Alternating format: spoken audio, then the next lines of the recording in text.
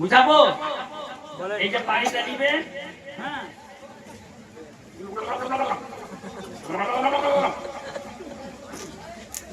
একবার হলো, এইরকম করে 3 বার গারগার করবে। যদি গারগার না করেন তো গোসল হইবে না। গোসল হবে না? বলেন, গোসল হবে না? হবে না। তারপরে নাকে পানি দিতে হবে। তো নাকে এই জন্য পানি দিব না, শরীরে যেতে পারে। নাকে এইভাবে পানি দিয়ে চুম করে টানতে হবে। এমন টানবেন না নাক নরম মাংস অব্দি ঠেকাবে। কয়বার? 3 বার। প্রথমবার দেওয়ার পরে ঘোচড়াবে। অনেক কারুর তো নাকের চুল বেরিয়ে এসে মোচ হয়ে যায়, এদিক থেকে মোচ হয়ে যায়। দুটা হলো। 3 নাম্বার, ডান দিক থেকে শুরু, বাম দিক থেকে শুরু করে পুরো শরীর মাথা অবধি ধুয়ে পরিষ্কার করতে হবে, জায়গা কচলাতে হবে। একজনাকে দেখলাম ঠান্ডার সময়, পুষ মাসে ঠান্ডা, পুকুরে ডুব মেরে উঠলো। আমি বলছি, হ্যাঁ হে তুই কিসের গোসল করলি? বলছে ফরজ গোসল। আমি হলো না, ফের ডুব। আমি হলো না, ফের ডুব। তো বলছে আর পারবো না, আর যাবো না।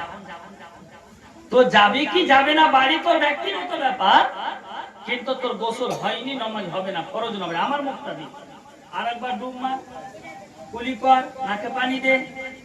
তাহলে গোসল ফরজ কয়টি? 3টি। 40 দিন অবধি বগলের যে লোম আছে ছিলতে হবে। হ্যাঁ, একজনকে দেখলাম যে বগলের চুল আপনার গাড়ি চালাচ্ছে তো ফার ফার ফার ফার করে উড়ছে।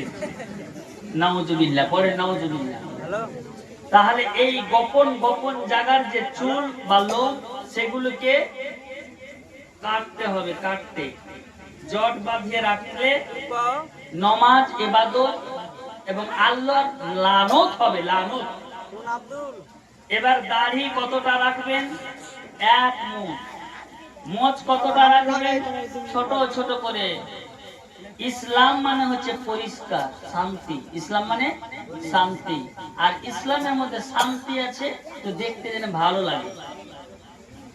আপনি সুন্দর করে কলগেটের বাজারে আপনি দাঁতুন করবেন, করবেন না?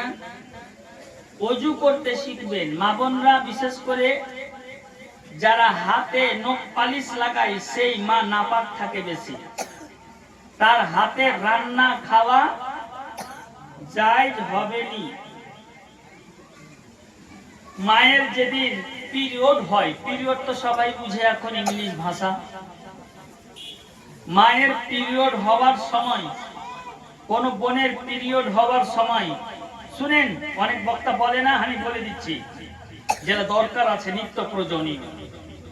নখ পালিশ যদি পিরিয়ড অবস্থায় লাগিয়ে দেয়, আর পিরিয়ড শুকিয়ে যাওয়ার পর নখ পালিশও থাকে, তো যতদিন উজু করবে বা আপনার কোরআন তেলাওয়াত করবে বা রান্না করবে, সে রান্নাতে স্বাদ হবে না, সেই মায়ের কোনো বরকত হবে না।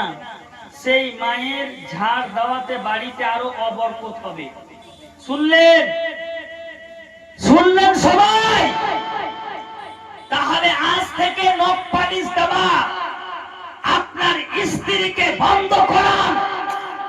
আজ থেকে আপনার স্ত্রীকে বাজার করা বন্ধ করান, নচেত কিয়ামত আসলো।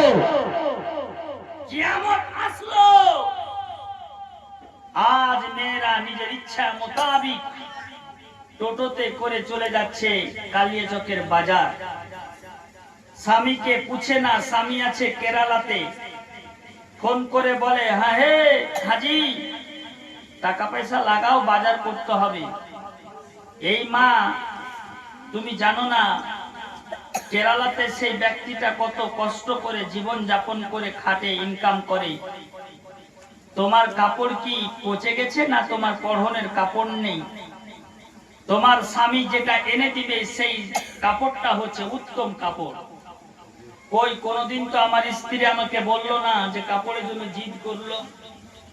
আমি বললাম তোমার পরনের কাপড় যেটা আছে সেটাই পিনো, অতিরিক্ত কাপড় রাখতে হবে না। কিন্তু আজ মা বোনদের আপনাদের এলাকাতে ফেরিওয়ালা যেমন আসলো মনে হচ্ছে কদিন করার বহুনু